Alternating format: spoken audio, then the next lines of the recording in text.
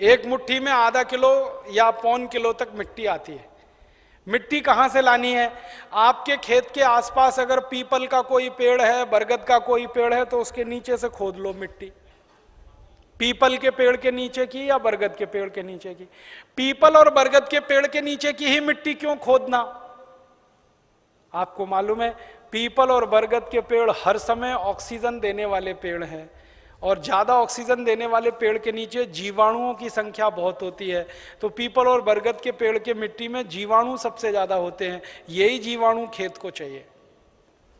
तो मिट्टी ले ली, 5 चीजें हो गई, गोबर 10 किलो, मूत्र 10 लीटर, गुड़ लगभग 1 किलो, दाल का आटा 1 किलो और मिट्टी लगभग 1 किलो। ये 5 चीजों मिला दो, घोल दो। हाथ से घोल लेना, खराब नहीं होंगे हाथ, नहीं तो डंडे से घोल देना। एक ड्रम में घोल लेना, प्लास्टिक के ड्रम में घोल लेना, नहीं तो लोहे के ड्रम में घोल लेना। प्लास्टिक का होगा तो अच्छा, लोहे वाला क्षरण ज्यादा होता है। अब इसको घोल के 15 दिन रख देना, 15 दिन रख देना। घोलने में तकलीफ आए तो थोड़ा पानी मिला देना, ज्यादा मत मिलाना, थोड़ा ही मिलाना। घोल के 15 दिन रख देना। 15 दिन के बाद यह खाद तैयार हो जाएगा। इस खाद में क्या होगा? करोड़ों करोड़ों सूक्ष्म जीवाणु पैदा हो जाएंगे। वो जो मिट्टी डाली ना, मिट्टी के जीवाणु अगर 1 लाख हैं तो 15 दिन में वो 100 करोड़ से ज्यादा हो जाएंगे। ढक के रख लो तो अच्छा है। छांव में रखना सबसे अच्छा, धूप में बिल्कुल मत रखना।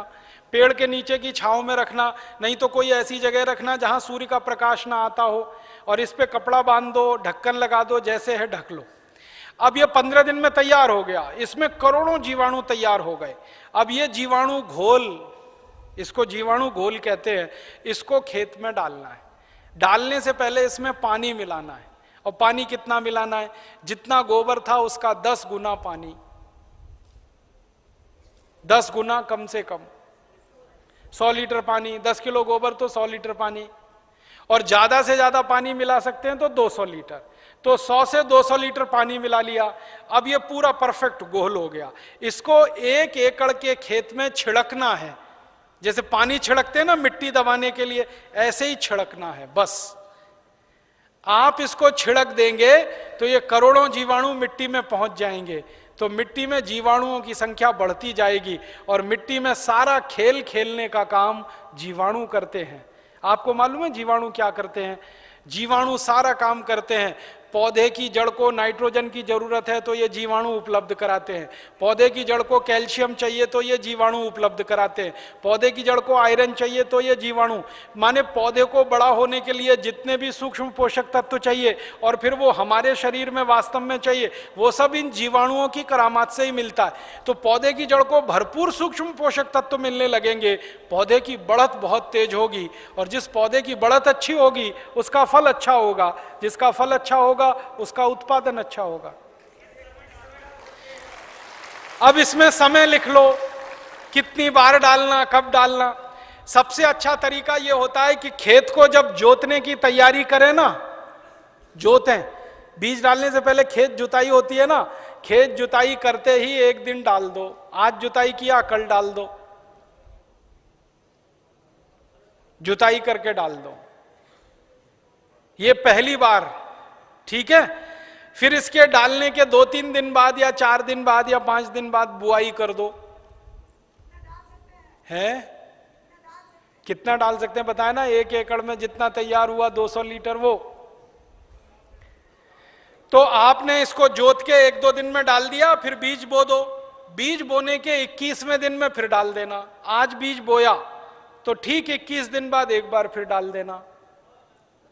क्या होता है ना, बीज में से अंकुरण होता है, और अंकुरण होने के 21वें दिन तक वो मिट्टी की ताकत से बढ़ता है। फिर 21 दिन के बाद वो सूर्य की ताकत से बढ़ना शुरू हो जाता है, फोटोसिंथेसिस जिसको कहते हैं, प्रकाश संश्लेषण की क्रिया। सूर्य ताप से खाना बनाना शुरू कर देता तो बढ़त तेज हो जाती है। तो और आप मोटी सी एक बात याद रखो कि हर 21वें दिन पे डाल देना। आज डाला, 21 दिन बाद डाला, फिर 21 दिन बाद डाला, फिर 21 दिन बाद डाला। तो एक फसल अगर आप समझ लो 4 महीने की है तो लगभग 5 बार डालना पड़ेगा।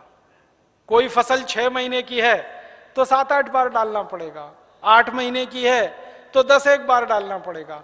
अब इसमें खर्चा क्या है? जानवर अगर घर के हैं तो गोबर फोकट का, मूत्र फोकट का, गुड़ मैं कह रहा हूं सबसे